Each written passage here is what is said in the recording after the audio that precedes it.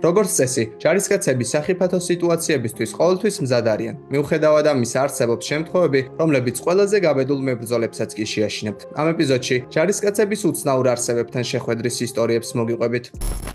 ვიეტნამის ომის დროს უამრავი საშინელი ფაქტი დაფიქსირებულა, მაგრამ პარტიზანების უმოწყალო შეტევებისა და ქიმიური იარაღის გამოყენების გარდა ჯარისკაცებს ამოუცნობ არსებებთან ბრძოლაც უწევდათ. ომის პერიოდში ორივე მხარეს მებრძოლი ჯარისკაცები გიგანტურ მაიმუნებთან შეხვედრის ისტორიებს ყვებოდნენ. იმ დროს ჩატარებული ოფიციალური გამოძიების თანახმად ამ არსებების სიმაღლე 1 მეტრი და 82 სანტიმეტრი უნდა ყოფილიყო, ხოლო მათი სხეული წითელი ბეწვით იყო დაფარული. ვიეტნამელები მათ ბატუტუს ეძახდნენ, ხოლო ამერიკელებმა ამ არსებებს ქვის მაიმუნები შეარქვეს. რადგანაც ისინი ჯარისკაცებს ქვებს მუდმივად ესროდნენ. ორივე მხარე ამ არსებებს სერიოზულ პრობლემად აღიქვამდა. ამიტომაც 1974 წელს ვიეტნამელი გენერალი ექსპედიციაში გაემართა, რათა ერთ-ერთი მათგანი დაეჭირა. სამწუხაროდ მისი ეს მცდელობა უშედეგოდ დასრულდა, მაგრამ 1982 წელს ჰანოეს უნივერსიტეტის პროფესორმა განაცხადა, რომ მან ვიეტნამის ჯუნგლებში 28 სანტიმეტრის სიგრძის ნაფეხური აღმოაჩინა. ეს ნაფეხური არც ადამიანს ეკუთვნოდა და არც სხვა რომელიმე პრიმატს. მიუხედავად ამისა, უცნაურ არსებებს დღემდე ვერსად მიაგნეს. ამიტომაც სკეპტიკოსები ამ ისტორიების ლოგიკურ ახსნას გვთავაზობენ. მაგალითად, არსებობს ვერსია, რომლის თანახმადაც ისინი დიდი ზომის ორანგუტანგები იყვნენ, რადგანაც ამ პრიმატებსაც მოწითალო ბეწვი აქვთ.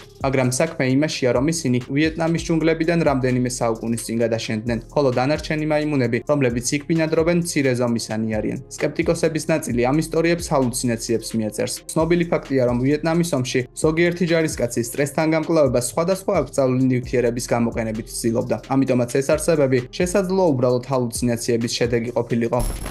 პირველი მსოფლიო ომი კიდევ ერთი საშინელი კონფლიქტია. ამ ომში ერთ-ერთი პირველი ფართომასშტაბიანი ბრძოლა მონსთან მოხდა, რადგანაც ბრიტანეთის საექსპედიციო ძალები გერმანულ არმიას დაუპირისპირდნენ. ორივე მხარეს ჯარისკაცები სანგრებში იყვნენ განლაგებულნი. პერიოდულად ისინი სანგრებიდან ამოდიოდნენ და მტრის პოზიციამდე მისვლას ცდილობდნენ. ამ მცდელობების დროს უამრავი ჯარისკაცი იღუპებოდა. როგორც წესი, გაბედული ჯარისკაცების სიკვდილის მიზეზი ტყვიები და ხელყუმბარები იყო, მაგრამ მონსთან ბრძოლის დროს იყო კიდევ ერთი რამ. ამბობენ, რომ მეომრებმა რამდენიმე ბრიტანელი ჯარისკაცის დაფლეთილი სხეული აღმოაჩინეს. ჩანდა, რომ თითქოს ისინი დიდი ზომის არსებას დაეგლიჯა. როდესაც ეს ინფორმაცია ჯარისკაცებში გავრცელდა, მათ გადაწყვიტეს დაედგინათ, თუ ვინ დაესხა თავს მათ გარდაცვლილ თანამებრძოლებს. შუაღამით სროლისა და აფეთქებების გარდა ჯარისკაცებს უცნაური ხმებიც ესმოდათ. ზოგიერთი ბრიტანელი სამხედრო ამტკიცებდა, რომ მათ გიგანტური ძაღლის მსგავსი არსება შენიშნეს. ეს ისტორია სამხედრო ლეგენდად იქცა და 1919 წელს ერთ-ერთმა ჯარისკაცმა F.J. ნიუჰაუსმა მის შესახებ წიგნიც კი დაწერა. ის დარწმუნებული იყო, რომ ეს არსება გერმანელი მეცნიერის, ექიმი ჰოკ მიულერის ექსპერიმენტების შედეგი იყო, რომელმაც ბრიტანელების დასახოცად მაღალი ინტელექტის მქონე ცხოველი შექმნა. რა თქმა უნდა, სკეპტიკოსები თვლიან, რომ ნიუჰაუსმა ეს ისტორია გამოიგონა და რომ ამ ყველაფერს შესაძლოა ბევრად ლოგიკური ახსნა მოუძებნოთ. პირველი მსოფლიო ომის დროს ორივე მხარე ტყვია-წამლის გადასატანად ძაღლებს იყენებდა. შესაძლოა ჯარისკაცებს თავს უბრალო ძაღლი, მაგალითად გერმანული ნაგაზი დაესხა.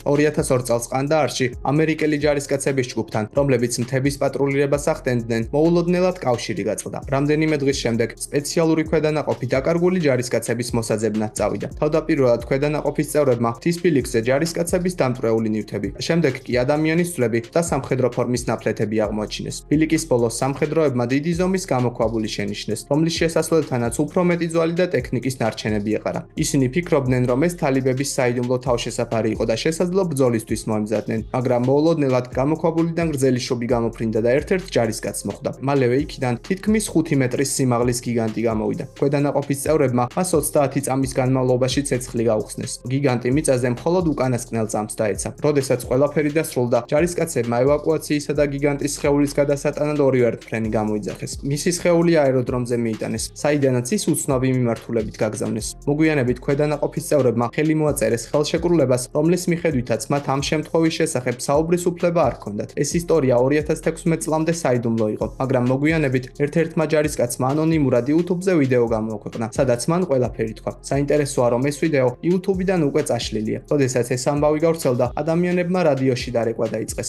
ისინი ამტკიცებდნენ, რომ იმ რეგიონში ნამყოფები იყვნენ და მსგავსი არსება მათაც ნანახი ჰყავდათ. მალევე ამერიკის თავდაცვის სამინისტრომ ამ ფაქტთან დაკავშირებით ოფიციალური განცხადება გააკეთა. სამინისტრომ განმარტა, რომ მათ არ ჰქონდათ არანაირი ინფორმაცია, რომელიც ამ შემთხვევას დაადასტურებდა. ყველაზე საინტერესო კი ისაა, რომ ისტორიაში ნახსენები ჯარისკაცის სახელი და გვარი, რომელსაც გიგანტმა შუბი ესროლა, ოფიციალურ წყაროებში ნამდვილად გვხვდება. ის 2002 წელს ყანდაარში ჩატარებული ოპერაციის დროს გარდაიცვალა, მაგრამ ოფიციალური წყაროები მისი სიკვდილის მიზეზად აფეთქებას ასახელებენ.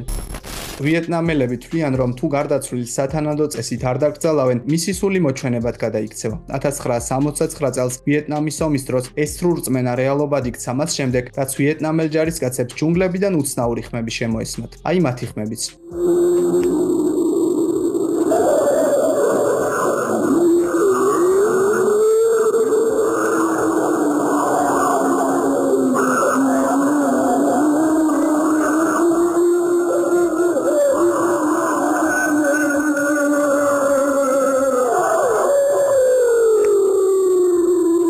რეალურად ამ ყველაფრის მიზეზი ამერიკელები იყვნენ. როგორც აღმოჩნდა, ეს ხმები სპეცოპერაციის სახელწოდებით მოხეტიალე სულების ნაწილი იყო. ამერიკელებმა სამხრეთ ვიეტნამელებს ამ ფრაზების ჩაწერას თხოვეს. შემდეგ კი ისინი ჯუნგლებში განთავსებულ დინამიკებში გაუშვეს. ეს ჩანაწერები ფსიქოლოგიური ომის ნაწილს წარმოადგენდა. ამერიკელები ადგილობრივების სრურწმენებს მტრის რიგებში პანიკის გამოსაწვევად იყენებდნენ.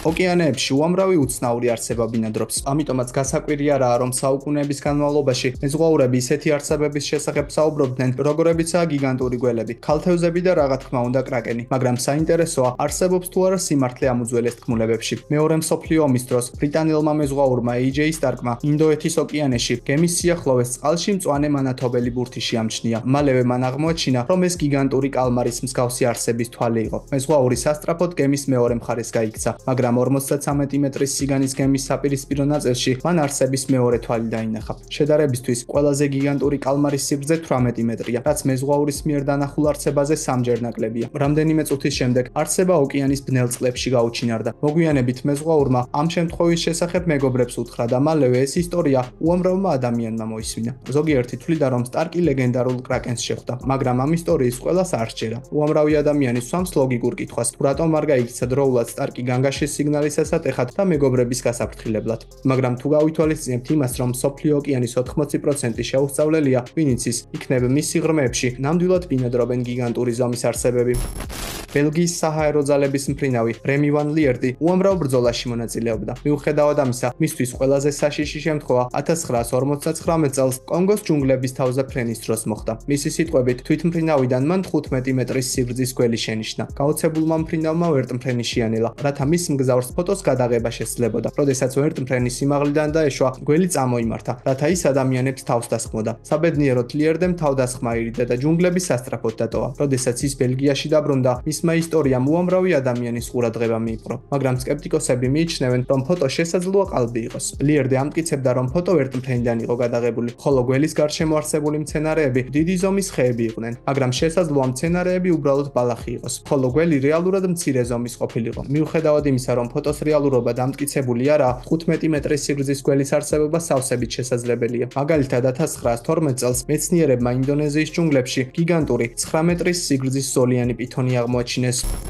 2009 წელს რუსეთის ფლოტმა გამოაქვეყნა ოფიციალური დოკუმენტი, რომელშიც ეწერა, რომ ცივი ომის დროს სამხედროები ამოუცნობ არსებებს შეხვდნენ. ყველაფერი 1982 წელს მოხდა, როდესაც 7 სამხედრო მყინვარი მომზადებას ბაიკალის ტბაში გადიოდა. მიუხედავად იმისა, რომ მის იასაკი 30 მილიონი წელია, ბაიკალის სიღრმეები დღესაც შეუსწავლელია. ფაქტია, რომ მის ფსკერზე უამრავი საიდუმლო ინახება. როდესაც წვრთნა დაიწყო, მყინვარები ტბაში შევიდნენ. მას შემდეგ, რაც დაივერებით 15 მეტრის სიღრმეზე ჩავიდნენ, მათ გადმოსცეს, რომ ისინი ადამიანის მსგავს უცნაურ არსებებს ხედავდნენ, რომლებსაც ნაცრისფერი აღჭურვილობა ეცვათ. ინფორმაციის მიღების შემდეგ ხელმძღვანელობამ მყინვარებს არსებების დაჭერა უბრძანა, მაგრამ მალევე მათთან კავშირი გაწყდა. რამდენიმე წუთის შემდეგ ისინი ნაპირზე აღმოჩნდნენ. ისინი საშინლად გამოიყურებოდნენ. 3 მათგანი სანაპიროზე გარდაიცვალა. გადარჩენილების ადგილმდებარეობა დღეისათვის უცნობია, ხოლო უცნაური არსებები მას შემდეგ აღარავის უნახავს. რეალურად დაესხნენ თუ არა მყინვარებს თავს წყალქვეშა არსებები უცნობია, მაგრამ ფაქტია, რომ ტბის სიღრმეში იმ დღეს რაღაც უცნაური ნამდვილად მოხდა.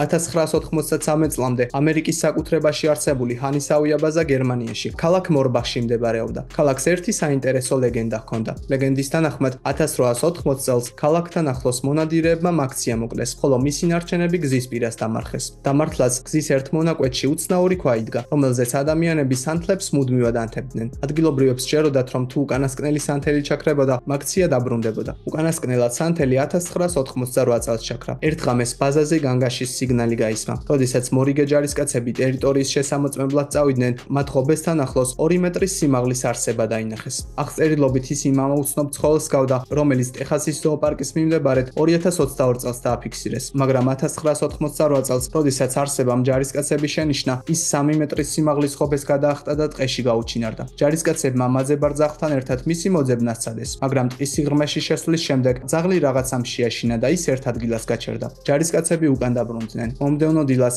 ისინი ქალაქში წავიდნენ. ერთ-ერთი მაცხოვრებლის თქმით, სანთელი წინაღამეს ჩამქრალიყო. სწორედ ამ შემთხვევიდან რამდენიმე წუთში ჯარისკაცებმა უცნაური არსება შენიშნეს. საბედნიეროდ ქალაქის მაცხოვრებელმა სანთლები კვლავ აანთო და როგორც ჯარისკაცებმა დაასკვნეს, ეს დაახლოებით იმ დროს მოხდა, რა დროსაც არსება ტყეში დაბრუნდა. დღეისათვის ისტორია ქალაქის ლეგენდად ითვლება და იქამდე, სანამ 1993 წელს ბაზას დახურავდნენ, გამოცდილი ჯარისკაცები ამ ამბავს ახალ წვეულებს მუდმივად უყვებოდნენ და ურჩევდნენ, რომ ისინი ღამით ტყეში არ შესულიყვნენ.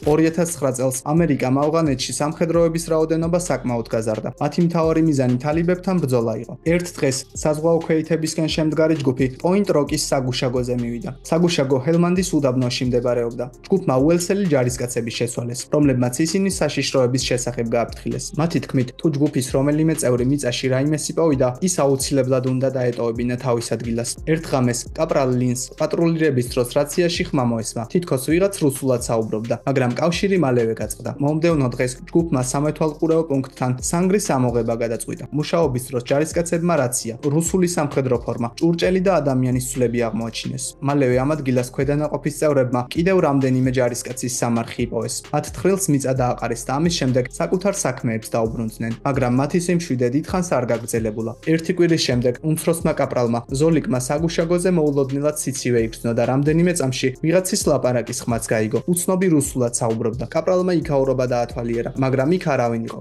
მომდევნო ღამეს კაპრალმა ლინმა უდაბნოში სილუეტი შენიშნა, რის შემდეგაც მან ღამის ხედვის სათვალე ჩართო. მისგან მოშორებით გორაკზე ჯარისკაცი ჩანდა. ლინი რაციის ასაღებად შეტრიალდა, რათა ჯგუფისთვის მოსალოდნელი საფრთხის არსებობის შესახებ შეეტყობინებინა, მაგრამ რამდენიმე წამის შემდეგ, როდესაც ლინმა უცნობისკენ კვლავ გაიხედა, მან აღმოაჩინა, რომ ჯარისკაცი მის წინ იდგა. არადა მათ შორის დისტანცია დაახლოებით 90 მეტრი უნდა ყოფილიყო. ყველაზე უცნაური კი ისაა, რომ როდესაც ლინმა სათვალე სითბურ რეჟიმზე გადართო, მან აღმოაჩინა, რომ ფიგურა სითბოს არ გამოსცემდა. მალევე მას ზურგზე ვიღაც შეეხო. გახარებულმა ჯარისკაცმა იფიქრა, რომ მისი ჯგუფის წევრები მოვიდნენ, მაგრამ როდესაც მან მიიხედა, აღმოჩნდა, რომ მის უკან არავინ იყო. უცნაური ამბები კიდევ 60 დღე გაგრძელდა და ცვლის დასრულებისას ყველა ჯარისკაცი დარწმუნებული იყო, რომ ისინი ზებუნებრივი მოვლენების მონაწილენი იყვნენ. უკანასკნელ ღამეს სიჩუმე მომენტალურად ავტომატის ხმამ დაარღვია, რასაც მალევე მოჰყვა ტანკსაწინააღმდეგო ყუმბარ-მტკორცნის გასროლის ხმაც. ისინი აფეთქებისთვის მოემზადნენ, მაგრამ აფეთქება არ ყოფილა. რამდენიმე წამში სროლის ხმაც შეწყდა. როდესაც ქვეითები დარწმუნდნენ, რომ საფრთხე აღარ არსებობდა, მათ ირგვლივ მდებარე ტერიტორიის სათანადოდ დათვალიერება გადაწყვიტეს. საგუშაგოს დაზიანება არ ჰქონდა და არც ტყვიები ეყარა მათ ირგვლივ. მალევე ჯარისკაცები მიხვდნენ, რომ სროლის ხმები მორიგი ილუზია იყო. სახლში დაბრუნებისას კაპრალმა ლინმა საგუშაგოს შესახებ ინფორმაცია მოიძია. მან დაადგინა, რომ 80-იან წლებში ის საბჭოთა კავშირის ჯარისკაცებს ეკუთვნოდათ. როგორც აღმოჩნდა, ჯარისკაცებს თავს თალიბები დაესხნენ, რომლებმაც მოგვიანებით ისინი იქვე დამარხეს. გამოდის, რომ ლინის ჯგუფი 2 თვის განმავლობაში ჯარისკაცების სასაფლაოზე ცხოვრობდა, მაგრამ შესაძლოა ეს ხმები თალიბების მხრიდან ფსიქოლოგიური ომის ნაწილი ყოფილიყო, რომლებმაც საგუშაგოს ისტორია კარგად იცოდნენ.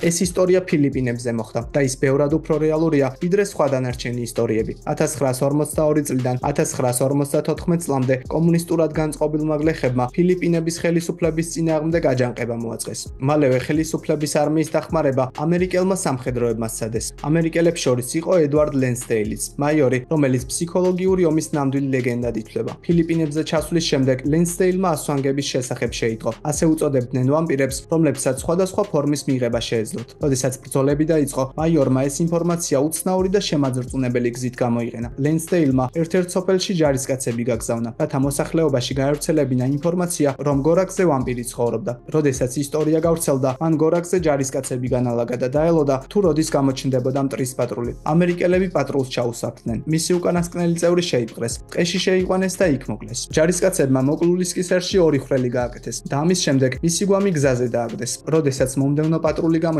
გარდაცვლილი მეგობრის დანახვისას ისინი შეშინდნენ და უკან გაიქცნენ. ლენსდეილმა ამ მეთოდის გამოყენებისთვის ხელისუფლებისგან ქება დაიმსახურა, მაგრამ მსგავსი ქმედება სამხედრო დანაშაულად მიიჩნევა. გამოდის, რომ გლეხებისთვის უცნობი არსება, რომელიც ტყეში ბინადრობდა, რეალურად ყველაზე საშიში მტაცებელი ადამიანი იყო.